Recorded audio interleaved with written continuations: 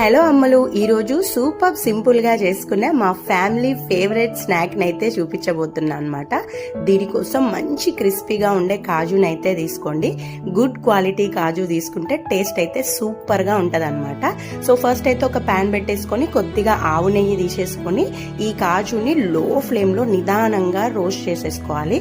ఎంత లో ఫ్లేమ్లో చేసుకుంటే మన కాజు టేస్ట్ అనేది అంత బాగా ఎన్హాన్స్ అవుతుంది అనమాట. కాజు మంచిగా రోస్ట్ అయిపోయిన తర్వాత అదే ప్యాన్ లోకి ఒక కట్ట కొత్తిమీర, ఒక కట్ట పుదీనాని మంచిగా కడిగి ఆరబెట్టుకున్నది తీసుకోండి. మీడియం ఫ్లేమ్ లో మనం ఇలా డ్రై రోస్ట్ చేస్తా ఉంటే మంచిగా ఆకంతా క్రిస్పీగా అయిపోతుంది. దీన్ని రోల్లోకి తీసుకొని మెత్తటి పౌడర్ లాగా చేసేసుకొని పక్కన పెట్టేసుకోండి. ఇప్పుడు ప్యాన్ లోకి ఒక చిన్న స్పూన్ నెయ్యి తీసేసుకొని అది మెల్ట్ అయిన తర్వాత స్టవ్ ఆఫ్ చేసేసుకోవాలన్నమాట. ఇప్పుడు మనం ముందుగా దంచి పెట్టుకున్న ఈ కొత్తిమీర పౌడర్ ని, కొంచెం చాట్ మసాలా ఉంటే కొద్దిగా బ్లాక్ సాల్ట్, అట్లనే పెరి పెరి మసాలాను కూడా యాడ్ చేస్తున్నాను.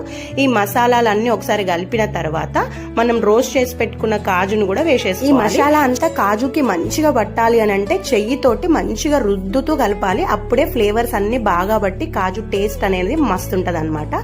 ఈ మసాలా పూల్ మక్కానతోని బాగుంటది, పేలాలతోని కూడా సూపర్ గా ఉంటది.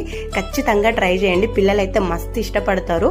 ఈ మసాలా కాజు మా ఇంట్లో అందరికీ ఫేవరెట్ అన్నట్టు, తిన్నా కొద్ది తింటానే ఉంటాము. మీరు ట్రై చేయండి.